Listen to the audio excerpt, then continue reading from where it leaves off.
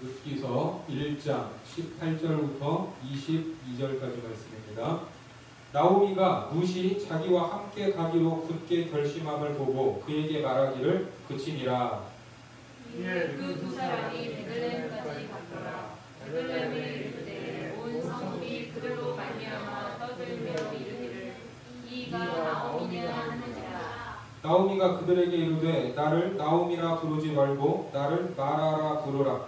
이는 전능자가 나를 심히 괴롭게 하셨음이니라. 내가 풍족하게 자랐더니 여호와께서 내게 기어 돌아오게 하셨느니라.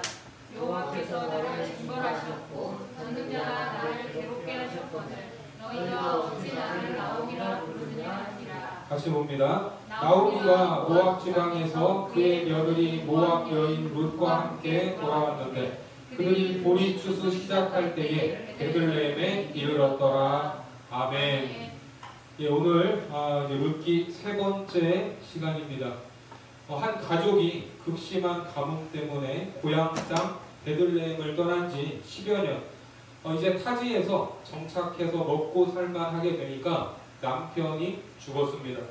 그 뒤에 홀로 남은 여인은 그래도 두 아들 때문에 이를 악물고 살아내서 결혼까지 시켰습니다. 이제 손주들을 보게 될 희망을 가질 만한데 결국 아들 둘이 자녀도 없이 먼저 죽게 됩니다. 그렇게 모든 것을 잃게 된 여인 나오미는 아무런 희망도 없는 그 땅, 남편과 두 아들을 묻은 그 땅에 더 이상 머물 이유가 없었습니다. 그 무렵에 하나님께서 이 극심한 흉년으로 메마른 고향 땅에 은혜를 주셨다, 양식을 주셨다는 소식을 듣게 되고 다시 고향 땅으로 돌아갈 마음을 먹게 됩니다. 그때 이방 땅 모압에서 얻은 두 며느리가 이 시어머니 이 나오미와 함께 가려고 했지만 고향에 가봐야 이방인들인 며느리들이 다시 새롭게 시작할 가능성도 없었고 오히려 사람들이 바라볼 시선이 좋지 않다는 것을 아는 이 시어머니 나오미는 멸시와 천대를 받으며 살아가야 할 그들의 인생이 눈에 선하게 보였는지 차마 같이 가자는 말을 할 수 없었습니다. 그래서 너희 친정으로 돌아가서 새 출발을 해라 이렇게 강권을 했고 결국 두 며느리 중에 이 오르가는 자기 고향으로 돌아갔는데 이 한 사람이었던 룻은 한사코 어머니와 함께 가겠다고 고집을 피웠습니다. 자, 시어머니 입장에서는 젊은 며느리가 곁에 있으면 좋겠죠. 하지만 이 앞길이 구말리 같은 며느리의 인생을 빼앗을 수 없어서 너도 가라고 말했던 것입니다. 자, 룻기 1장 15절 말씀 같이 한번 읽겠습니다. 1장 15절 시작. 나오미가 또 이르되 보라 내 동서는 그의 백성과 그의 신들에게로 돌아가나니 너도 너의 동서를 따라 돌아가라 하니. 자, 여기 보면 너의 백성과 너의 신들에게로 가라 이렇게 말을 하죠. 자, 왜 이렇게 말을 할까요? 왜? 자, 옛날에는 어디에서 태어나느냐에 따라서 뭐가 결정이 돼요? 자기의 종교가 결정이 됐습니다. 태어난 곳에 있는 종교와 우상들은 그대로 내가 믿어야 할 대상이 되었던 이 당시의 세계관을 표현하는 말인데 이 당시 신의 개념은 뭐냐면 지역신의 개념이에요. 지역신. 그러니까 어느 특정 지역은 그 지역을 담당하는 신이 있다고 믿었습니다. 하지만 우리가 믿는 하나님은 특정한 지역에만 머물러 있는 분이 아니죠. 창세기에서 형 에서를 피해 도망쳤던 야곱이 밧단 아람으로 가는 길에 하나님을 만나게 되는데 그 장소가 어디죠? 베델입니다. 그때 하나님은 야곱에게 뭐라고 말씀하시냐면 네가 있는 곳에 내가 함께 있겠다고 약속을 하세요. 자, 창세기 28장 15절과 16절 말씀 같이 읽겠습니다. 시작. 내가 너와 함께 있어 네가 어디로 가든지 너를 지키며 너를 이끌어 이 땅으로 돌아오게 할지라. 내가 내게 허락한 것을 다 이루기까지 너를 떠나지 아니하리라 하신지라. 야곱이 잠이 깨어 이르되 여호와께서 과연 여기 계시거늘 내가 알지 못하였도다. 자, 야곱이 왜 놀랐어요? 당시 세계관에서는 깜짝 놀랄 일이었습니다. 하나님은 특정한 곳에만 계신 줄 알았어요. 자, 이처럼 하나님은 특정한 곳에만 머물러 계신 분이 아닙니다. 공간에 제한되지 않고 우리의 시간 속에서 우리와 함께 하시는 분임을 믿으시기 바랍니다. 그래서 이 하나님이 우리를 찾아오신 가장 극적인 사건이 바로 예수 그리스도의 성육신 사건입니다. 자, 마태복음 1장 23절 말씀 같이 한번 읽겠습니다. 시작. 보라, 처녀가 잉태하여 아들을 낳을 것이요 그의 이름은 임마누엘이라 하리라 하셨으니 이를 번역한즉 하나님이 우리와 함께 계시다 함이라. 그렇습니다. 자, 이 지역신의 개념과 어디에서든지 우리와 함께 하시는 하나님, 이 개념의 차이가 왜 중요한가? 자, 이방 나라가 믿는 지역신들은 어디만 담당해요? 그 지역만 담당하기 때문에 무조건 누구 편을 들어줘야 돼요? 누구 편? 그 지역에 사는 사람들 편을 들어줘야 돼요. 그 사람들을 좋게 하고 그 사람들이 잘 되게 해줘야 될 사명이 그 지역 신들에게 있는 거예요. 그게 특징이에요. 그 사람들이 올바른 삶을 사냐 죄를 짓냐 그건 상관이 없어요. 그냥 무조건 옳다고 말해줘야 되고 잘한다고 하면서 도와줘야 되는 신의 개념이 바로 지역신입니다. 하지만 하나님께서는 어떤 분이세요? 이스라엘이라는 이 특정한 민족을 선택하셨지만 시간과 공간 속에서 다른 민족을 다스리십니까? 안 다스리십니까? 다스리시는 분이기 때문에 너희들 마음대로 살아도 내가 너희를 도와줄 것이다. 이렇게 말해야 안 해요. 그렇게 말하지 않습니다. 인류의 보편적 정의 그리고 더 나아가서 하나님의 공의를 그 백성들에게 요구하십니다. 그래서 그것을 지키지 않으면 비록 택한 민족이라고 하더라도 처벌하고 징계하시는 거예요. 그러니까 우리도 무조건 하나님은 내 편이어야 되고 내 말을 들어주셔야 된다고 생각을 하면 온 우주의 하나님을 아주 협소한 지역신의 개념으로 축소시켜버리는 그런 어리석음을 범하게 되는 것입니다. 오히려 내가 하나님의 말씀에 순종해야 되고 하나님의 뜻을 따라 그분이 기뻐하는 삶을 살아갈 때 하나님도 어디에 계세요? 내 편에 서 계시는 줄 믿으시기 바랍니다.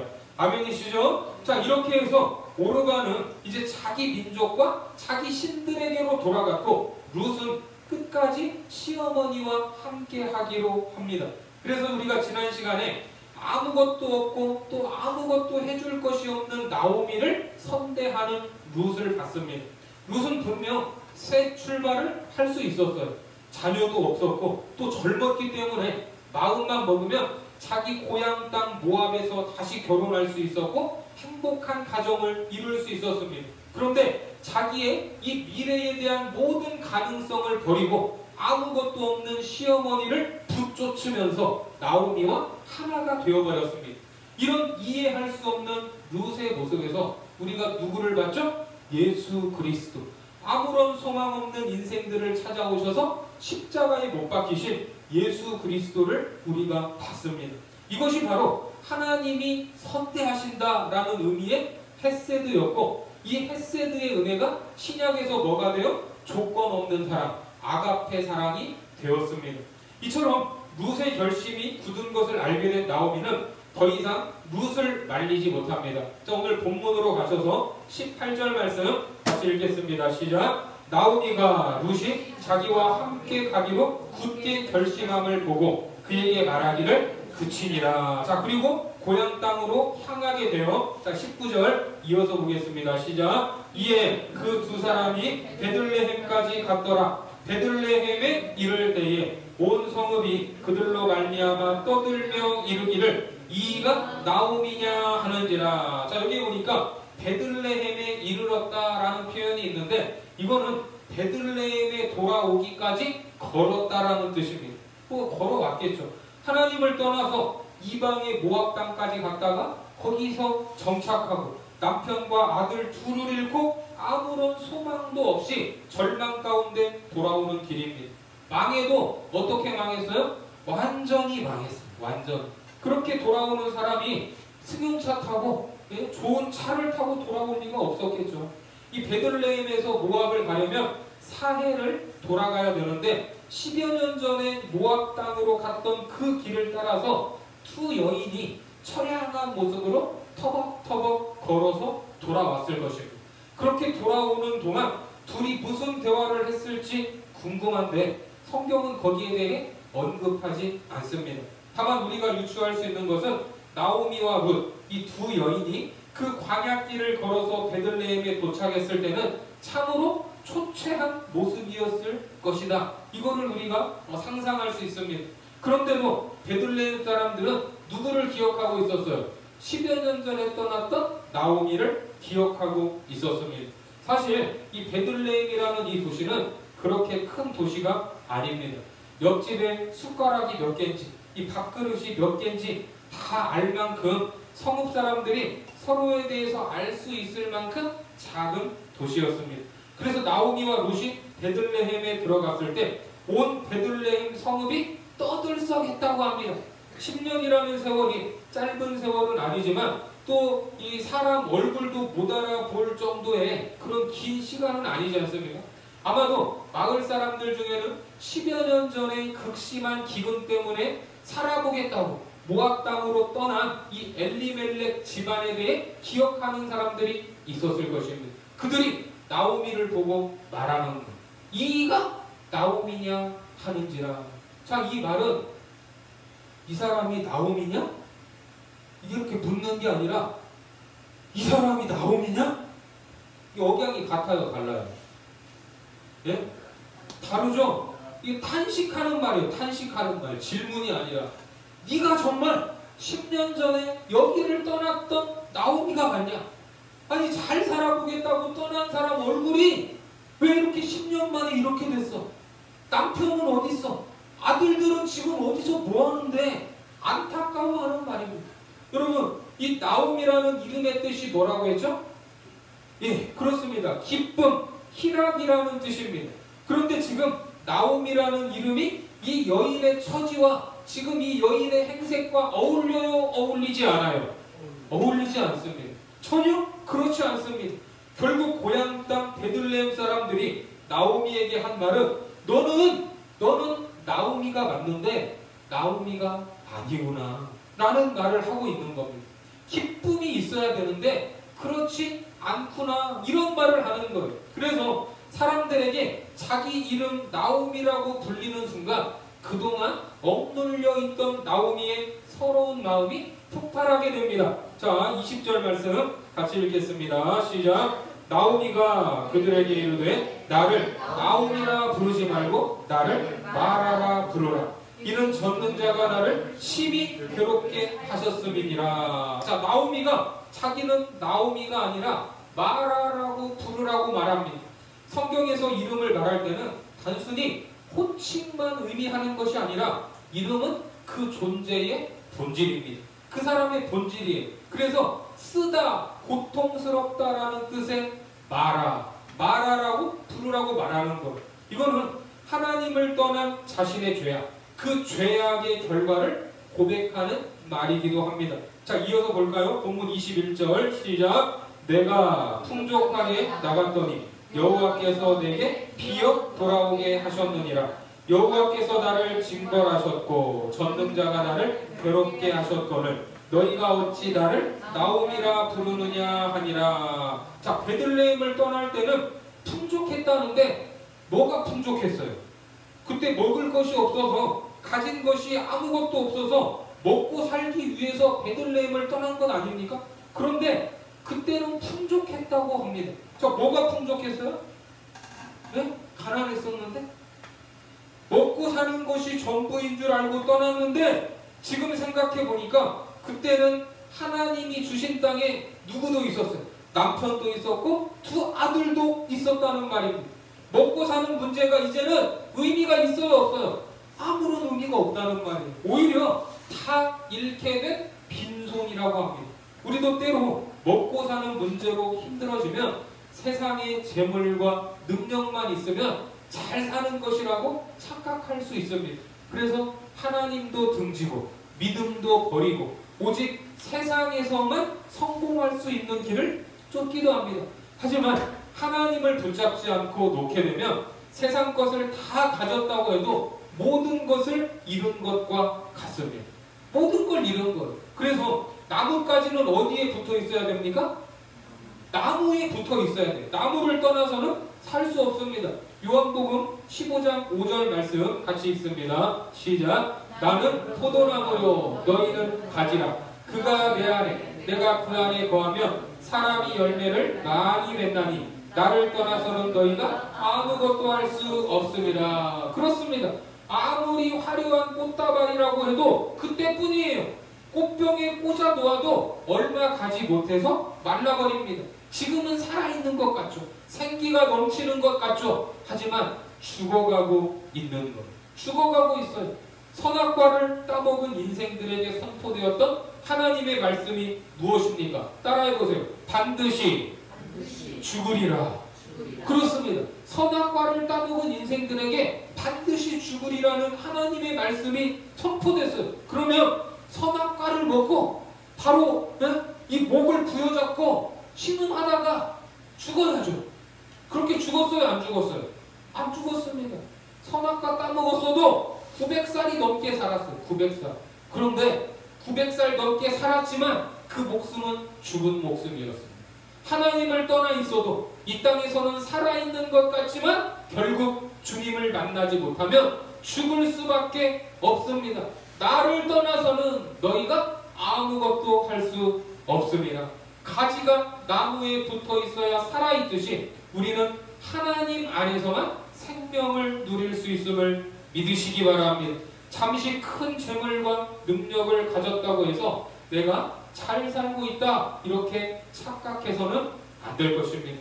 그러면서 나오미가 또 고백을 하죠. 21절에 보면 여호와께서 나를 징벌하셨고 젖는 자가 나를 괴롭게 하셨거늘. 자, 이게 얼핏 보면 마치 하나님을 원망하는 듯한 그런 말처럼 보이지만 그게 아니에요. 여호와께서 나를 징벌하셨고, 이 말의 의미는 나에게 반대하여 증거하셨다라는 의미예요. 나에게 반대하여 증거하셨다. 그러니까 하나님께서 내 편에 계시지 않고 지금 어느 편에 계신 거예요? 반대편에 계시기 때문에 내가 하나님 편에 없으면 망해요, 안 망해요? 망할 수밖에 없었다라는 말이에요. 그렇다고 해서 마치 우리가 막 하나님을 떠나게 되면 막 하나님이 막 우리를 찾아오셔서 망하게 하고 막 복수하시는 막 그런 분으로 오해를 하시면 안 됩니다. 이 나오미의 고백은 하나님을 떠나서는 살 수 없다는 고백이에요. 하나님께서 반대편에 서서 그것을 나에게 가르쳐 주셨다는 그런 말입니다. 사실 하나님은 우리에게 복수할 필요가 있습니까? 없습니까? 없어요. 왜냐하면 하나님을 떠나면 저절로 망하기 때문에. 저절로 망해요. 아무것도 할 수 없습니다. 왜 탕자입니까? 아버지를 떠났기 때문에 탕자가 된 거예요. 그 아버지가 막 탕자가 어디에 사는지 막 뒤를 밟으면서 막 하는 일마다 망하게 만들고 뭔가를 조작하지 않았습니다.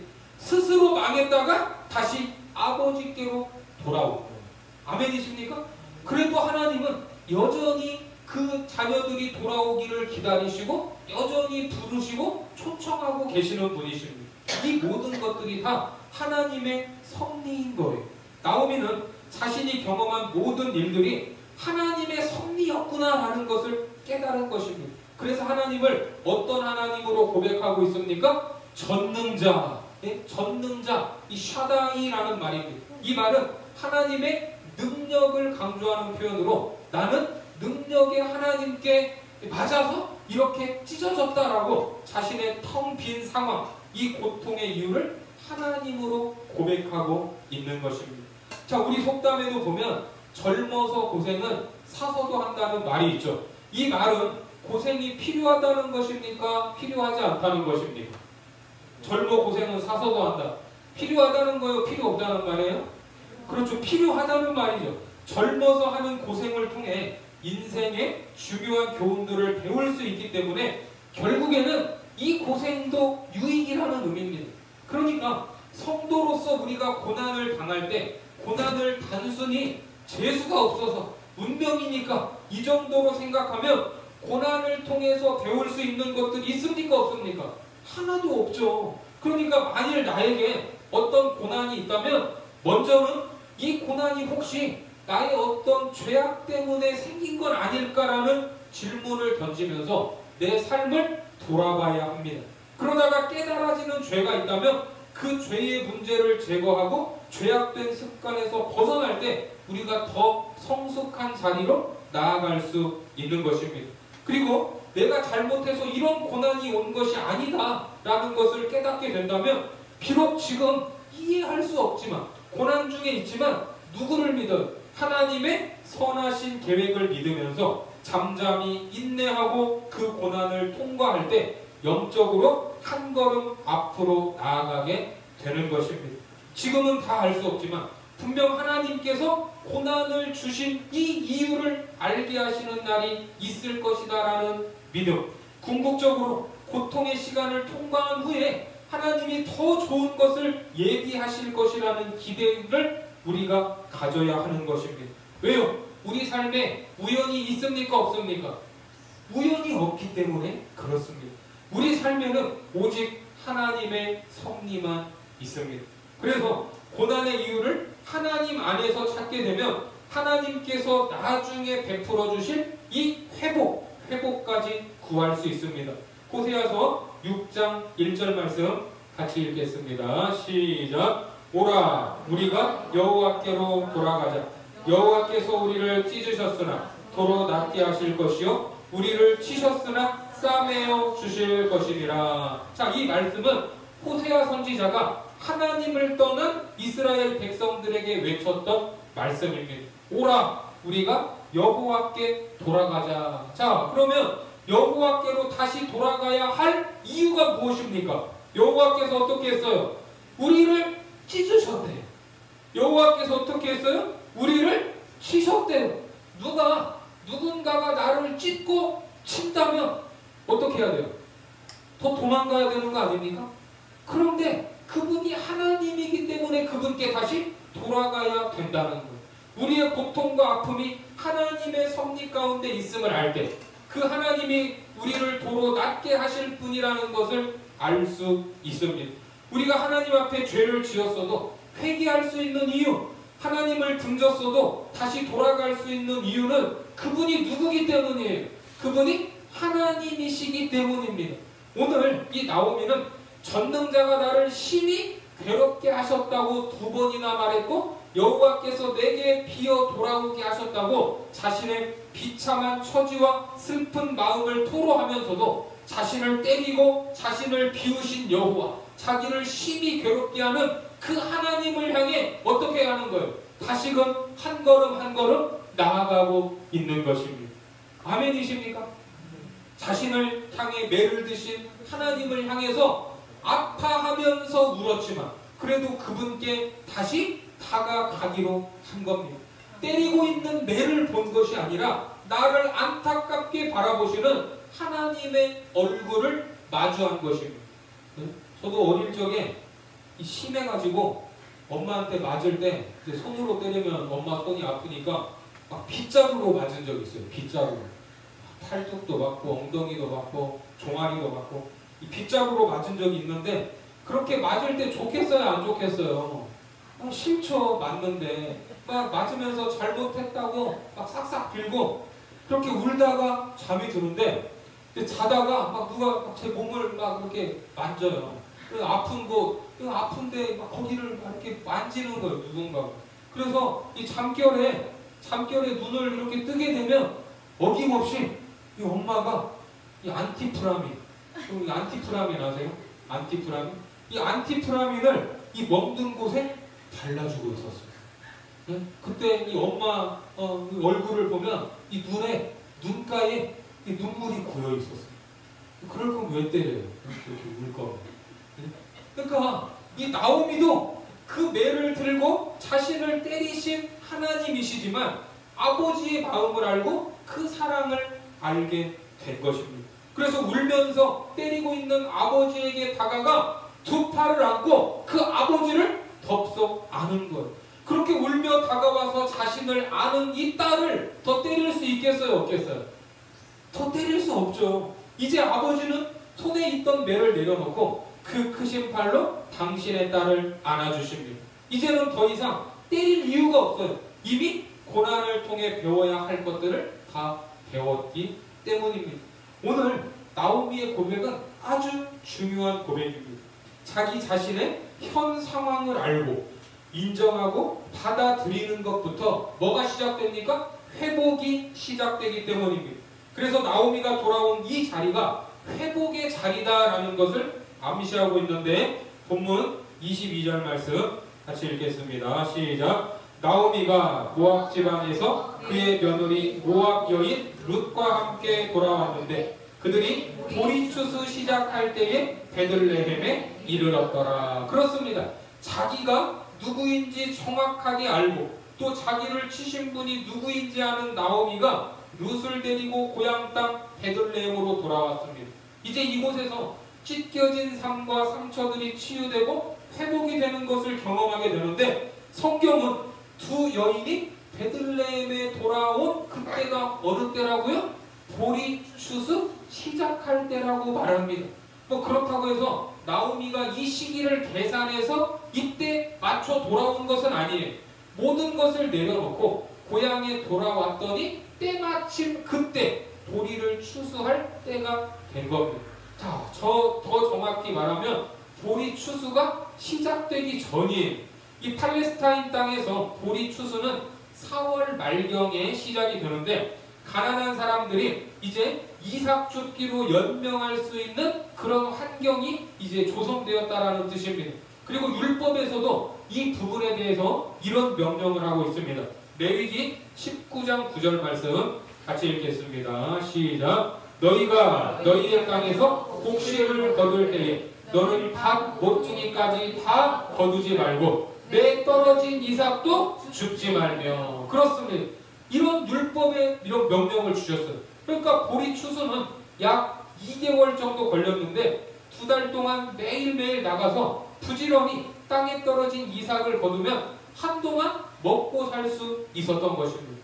그러니까 하나님이 우리를 인도하시는 여러 가지 방법들이 있는데 특별히 하나님은 환경과 인간관계의 변화를 통해서 우리를 인도하실 때가 있습니다. 사무엘하 7장 14절 말씀 같이 읽겠습니다. 시작. 나는 그에게 아버지가 되고 그는 내게 아들이 되리니 그가 만일 죄를 범하면 내가 사람의 매와 인생의 채찍으로 징계하려니와.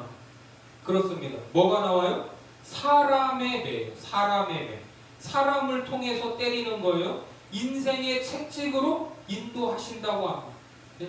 자, 환경을 바꾸시고 인간관계에 단절이 오게 만드시는 거. 그리고 동시에 이 사람을 회복시킬 때 환경을 열어주시고 이제 돕는 사람을 붙여주시기도 합니다. 이것이 바로 하나님이 사용하시는 방법 중 하나예요. 하나님을 떠났던 이 나오미를 보세요. 모압에서 모든 것을 잃어버렸습니다. 의지하던 남편과 소망을 걸었던 두 아들도 모두 쇠약해져서 죽었고 모았던 재산도 모두 잃게 되는 최악의 환경에 몰렸습니다. 환경이 완전 뒤집힌 거예요. 그런데 하나님께서 자기 백성을 돌보셔서 양식을 주셨다는 고향 땅의 소식에 다시 하나님 앞으로 나오게 됐죠.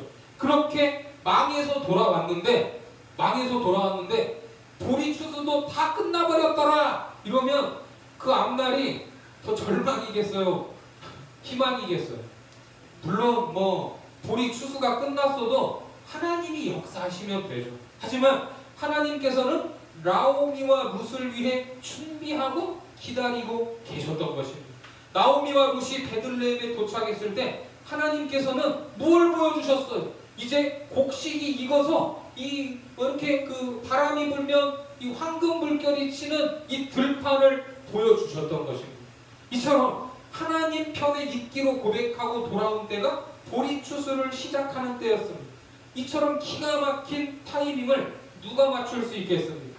그 걸음을 보리 추수 시작할 때에 맞춰서 이끌어 오신 분이 바로 하나님이심을 믿으시기 바랍니다. 하나님 앞에 믿음으로 고백하고 다시 돌아온 그들을 위해서 하나님께서는 그들을 먹여주시려고 이미 여호와 이레로 그 환경을 준비시켜 놓고 계셨다는 것입니다. 이처럼 그들이 베들레헴에 도착한 이 시기를 보리 추수 때다 이렇게 밝히는 것은 앞으로 그들이 받을 하나님의 은혜, 회복의 역사를 예고하고 있는 것입니다. 그래서 지금 그들이 돌아온 때가 어떤 때예요? 은혜 받을 만한 때고 준비된 때고 축복의 때라는 것을 믿으시기 바랍니다. 자, 오늘 이제 1장이 끝이 나는데 1장은 시작부터 베들레헴에 흉년이 들었다는 것으로 시작해서 다시 베들레헴에 양식이 생겼다는 소식이 들려왔고 그들이 베들레헴에 돌아왔다는 것으로 1장이 마무리가 되고 있습니다. 이 베들레헴이라는 지명이 계속해서 나오고 있어요. 자, 베들레헴의 뜻이 뭐라고 그랬죠? 빵집, 떡집이라는 뜻입니다. 자, 이제 떡집으로 돌아온 빈손의 여인들, 떡이 없는 이들의 삶이 어떻게 풍성해질 것인가를 우리로 하여금 기대하게 만들고 있습니다. 그리고 이제 2장으로 넘어가면 완전히 망해버린 이 집안, 엘리멜렉의 집안을 다시 세울 수 있는 친족 보아스를 예비해두고 계심을 알 수가 있습니다. 하나님을 떠난 엘리멜렉은 좀 살아가는 것 같았지만 모두 망해버렸습니다. 그러나 나는 망했습니다. 나는 끝났습니다. 이렇게 고백하고 돌아온 나오미와 룻을 위하여 하나님께서는 오히려 어떤 환경, 살 수 있는 환경과 그들을 다시 일으킬 수 있는 사람을 준비시켜 놓으셨던 것입니다. 그렇습니다. 우리의 소망은 내 눈에 보기 좋은 것들에 있는 것이 아니라 하나님을 가까이 할 때 소망이 있는 것입니다. 때로 그분이 나를 치시고 찢으실지라도 다시 회복시키시고 싸매 주실 분도 하나님이시라는 것을 기억하시기 바랍니다. 그분이 우리를 때로 텅 비게 하셨을지라도 다시 돌아오면 풍성하게 채우실 것을 믿으시기 바랍니다. 바로 이 예배의 자리가 그런 회복의 자리가 되고 하나님께서 풍성하게 채워주시는 은혜의 자리가 되기를 주님의 이름으로 축원합니다. 기도하겠습니다. 오라 우리가 여호와께로 돌아가자.